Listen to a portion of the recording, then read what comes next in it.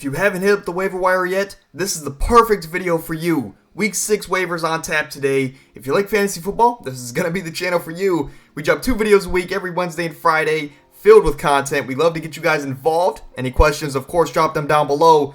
But without further ado, this is the Anomaly Podcast. Let's start off with some quick Week 5 awards. Starting here with the Fantasy Player of the Week, and again, timestamps will be in the description of the video. But it could have been no one else but DJ Moore with 8 receptions, 230 yards, 3 touchdowns, and about 50 points in PPR leagues. This is a guy that if you started, 1, you're happy, but 2, you also won your week. So DJ Moore, a guy that I guess a lot of people, regretfully played him in that matchup against Washington. But, delightfully, he came out and had a very big game. So DJ Moore there, Fantasy Player of the Week, no doubt, in my mind. Some honorable mentions, though. We have guys like Jamar Chase, who's the number 1 wide receiver on the week. 15 receptions, about 200 yards, and 3 touchdowns. Jamar Chase is back, ladies and gentlemen.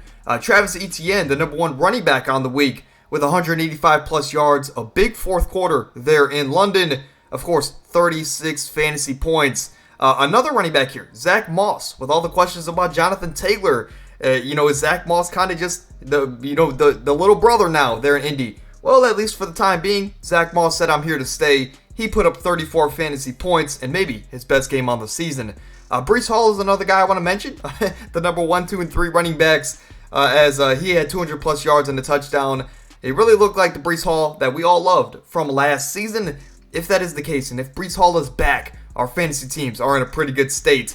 On the flip side, though, we're going to look at the worst players of the week. Some guys that we started in our lineups, but they underperformed and may have also been the reason we lost our week. Unfortunately here, I'm going to have to go with Skinny Batman. I love the player in Devontae Smith, and he's won me championships before, but he did only have 1.5 points last week. The number 95 wide receiver, that may even be over 100 at this point, but he definitely underperformed, and I'll say this. Look out for him to have a couple big weeks, as the first 2 weeks of the season, it was the Devontae Smith show there in Philly. The last 2 or 3 weeks, it's been the A.J. Brown show. So the pattern tells us that Devontae Smith is next up here to have a couple big weeks. So don't shy away from Devontae Smith. Skinny Batman will be there for the rescue for your team. Some honorable mentions for, again, the letdown players of the week. Miles Sanders, Ramondre Stevenson, 2 guys that we said to sit on last Friday's video. So if you watched that, you got that intel. Cortland Sutton is a wide receiver that I also said to sit, as this is a guy that, look, he's been a very safe floor wide receiver, but he was matched up with DJ Reed and Sauce Gardner. I told you guys to sit Sutton in last Friday's video, and if you watched that video, well then you sat Cortland Sutton. Washington's defense. This is a team that I picked up, so maybe this is just a personal vendetta, but I picked them up and played them against Chicago, an offense that struggled this year, and Washington had -5 points. So didn't get my week off to a good start, and I definitely am going to drop Washington's defense sooner rather than later. But moving over to the waiver wires this week, and the most intriguing position this week is no doubt the wide receivers. Kicking off here with Josh Downs, a guy that has consistently, each and every week, gotten 7 to 9 targets. So the volume is there, and doesn't matter if it's Anthony Richardson or Gardner Minshew. I will say the production has come more so with Gardner Minshew than Anthony Richardson.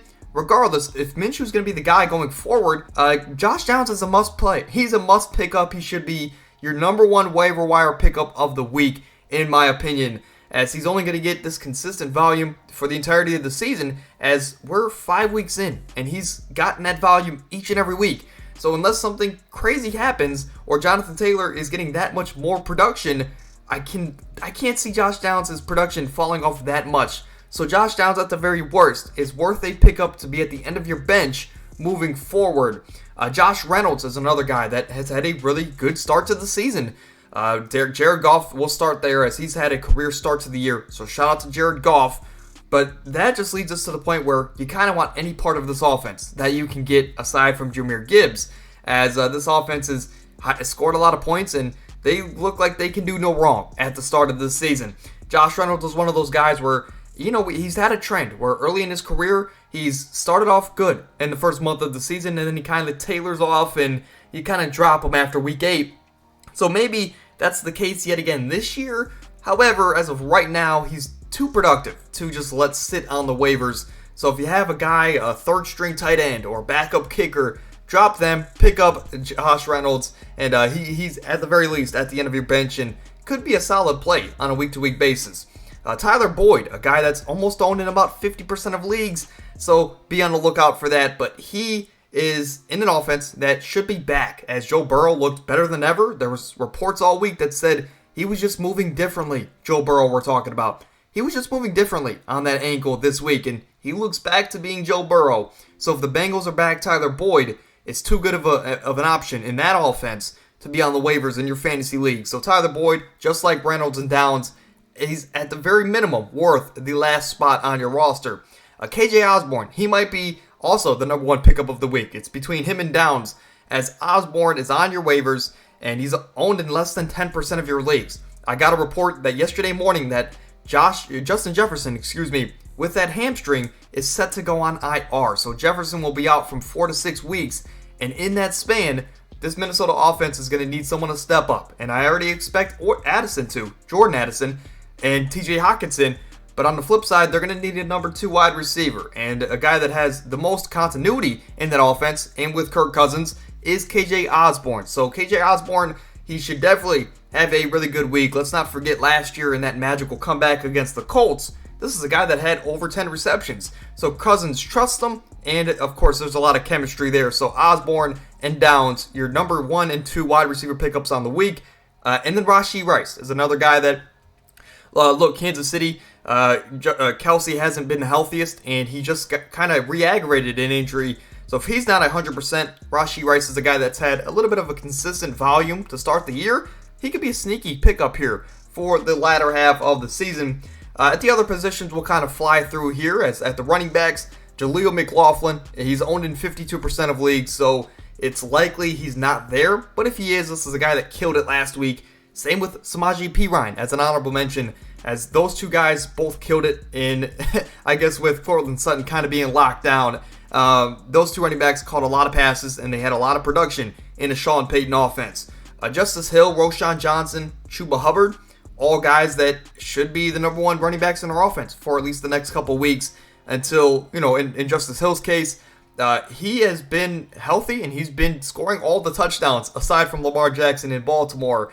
So I guess over Gus Edwards, this is the guy you want for fantasy football. Roschon Johnson had a terrible week last week, but at the end of the day, Chicago has no other running backs. So if Chicago can get this offense going and run the ball like they did last week, Roschon Johnson is going to be the number 1 back in this offense for the time being, and that's a number 1 running back sitting on your waiver wires. So again, it's risky in a Chicago offense that hasn't done much, but at the end of the day, the volume should be there for Roschon Johnson. Chuba Hubbard, until Miles Sanders is back to his full form, Chuba Hubbard has been getting more touches than Sanders the last 2 weeks, and I can expect that to continue until Sanders gets back to full health. But here we go. Pickup of the week. Of course, I've said that, and this one is a joke, but just keep your eye on this guy. As Emari Demercado, I think I said that right, but Arizona's running back, as James Conner went down with an injury last week, and Emari Demercado came in and played very solid. So this is a guy that's going to be the starting running back in Arizona. He's only owned in 1% of your leagues, and he should be a very interesting pickup in your deeper leagues. As let's say you have 8 bench spots. You might want to take a shot on him. Just throw him at the end of your bench, see if there's anything there with him, because James Conner has a history with injuries. And if he's out for an extended amount of time, again, this is a number 1 running back on your waivers. So, again, I'm not saying pick him up this week. Maybe if you want to wait a week, that makes even more sense because he's an undrafted, unproven rookie. But just keep an eye on Emari Demercado. I can't talk there. See, it's throwing me off. At the tight end position, Logan Thomas, Dalton Schultz, 2 guys that have been picking it up the last 2 weeks. And if you need a tight end, they're at least worth a backup option. As far as Conklin, Ertz, and Musgrave, all very wishy-washy options. Guys that you could take, a whiff on, as Conklin is there with Zach Wilson. Does Zach Wilson favor the tight end position more? Does Josh Dobbs favor Ertz? Does that volume continue as Trey McBride is getting more volume? Luke Musgrave, not much to say there, but he's definitely the starting tight end there in Green Bay. So 3 guys there at the bottom that I wouldn't really unless you're in a bind, you don't necessarily pick them up. But of course, I wanted to give you guys a couple different options. And closing off here with the quarterbacks, in all honesty, is we're going to start with Matt Stafford. And I'll say this, he's owned in 52% of leagues, and unfortunately, that's kind of the best pickup of the week here. As for a guy like Baker Mayfield, very tough Week 6 matchup there against Philly, I believe.